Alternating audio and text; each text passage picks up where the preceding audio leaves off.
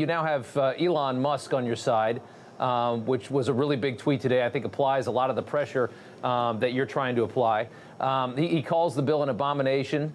What specifically has you so turned off about this bill specifically? This morning, you essentially said you want to cut 6% from basically every part of the budget. But what is it about this bill that you don't like so much? Well, let's start with what I like about the bill. What I like about the bill are the tax cuts. I voted for them in 2017. I wish they were permanent, and that's a big part of the bill. And if that's all that the bill was, I'm not a yes, a hell yes. I'm all in for that. I'm for spending cuts. Yeah. I don't think there are enough spending cuts in that, and I'm worried about that. I wish there were more. But I still would support the tax cuts and some spending cuts if they weren't forcing conservatives to vote to raise the debt ceiling $5 trillion. That concerns me because when you extend the debt ceiling, this will be the largest increase in the debt ceiling ever. This will be the first time that Republicans alone will be responsible for the debt. The debt will be basically owned by Republicans, and I'm not for borrowing $5 trillion over the next 2 years. I've told the president if they will separate the debt ceiling vote out, they very may well have my vote on this, but so far the negotiations are slow. They seem to be picking up a little bit in the last couple of days, so I'm still hopeful that we can come to an agreement. I mean, fiscally, I watched you on CNBC this morning. You didn't say one thing that I didn't think was very sympathetic. I thought you made a lot of great points. I know you're getting hammered by the president for this, but I don't inherently think that you're wrong about what you're concerned about. I don't think you're wrong about the size of the government and how much we spend. I also think that I watched Bessent on Face the Nation on Sunday, and I thought he was very pragmatic as well, that he just basically said, listen, everything, all spending in Washington got shot through the roof. We didn't get here overnight. They're trying to cut it down in a very pragmatic and stable way.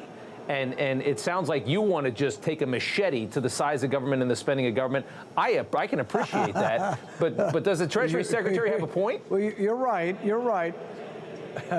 Well, you're right. I do want to take a machete to it, but I'm willing to take less big or a big scalpel, if that could be the metaphor. The thing is that the bill doesn't have to have everything in it that I want, but I do want to cut spending. The reason that I can't vote for it is the debt ceiling on there. So if you take the debt ceiling off, you say, are you for the tax cuts? Yes. Are you for spending cuts? Will you vote for it if you don't get everything you want on the spending cuts? Yes. So the thing is, it isn't that I'm objecting to too little spending cuts or to the tax cuts or to the CBO. What I'm objecting to is I do not want to be responsible, and I don't want there to be no conservative opposition to the debt. Raising the debt ceiling $5 trillion implies, and almost always means, we're going to borrow $5 trillion that we don't have in the next 2 years. I'm not for that. That's just not conservative. I completely understand that. Is there any way to do this, though, without raising the debt ceiling? As it is? No, the debt ceiling has to go up. The debt ceiling has to go up. So I offered an amendment 2 weeks ago to let the debt ceiling go up $500 billion. That sounds like a lot of money, but that's about 3 months worth of borrowing because it's literally out of control. Our interest payment is $1 trillion. We borrow over $4 million every minute. We borrow $6 billion a day. So something has to be done. And so I would offer to raise it $500 billion. Everybody says that only lasts us 3 months. Precisely. Come back to me in 3 months. Show me what you've done for the taxpayer. Show me what you've done to the debt. Show me how you're cutting spending, and maybe I'll give you a little more in allowance. I think the debt ceiling should be like giving a teenager their allowance. And frankly, Congress is less reliable than most teenagers and more profligate in their spending ways than most teenagers. So they should have a very short leash. The president wants the opposite. He doesn't want to think about the debt ceiling. He wants to be done with it. Don't bother me with it. It's making me mad. It's gonna bother me, and I don't want to mess with it for 2 years. I would mess with it every day. I would mess with it at the minimum 3 months, 6 months, because it is the leverage that you can use to say, have you done your job? You promised me, not the president, I'm talking about congressional leadership here. Has congressional leadership kept their promise to cut spending? If so, I'll let you borrow a little bit more money. How about 3 more months? But they have not deserved our trust. They are not typically honest about the decisions up here. And so they do not deserve $5 trillion worth of borrowing. You're in the minority here, though, right, among Republicans. Most of them are ready to vote for the big, beautiful bill as it stands. So how do you hold a line here? How do you win, I guess, is the question.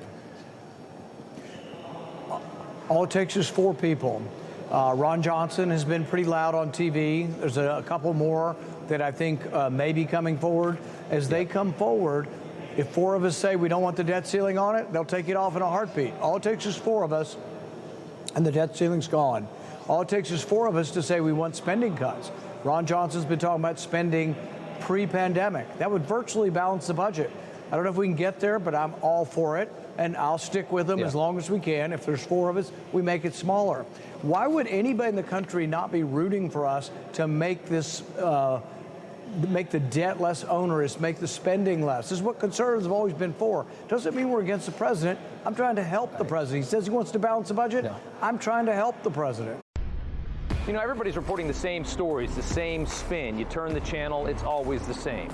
But not us. We're different. We report the real news. No spin, just the facts. Turn to us, and you won't turn back. Tune in to Rob Schmitt tonight on Newsmax.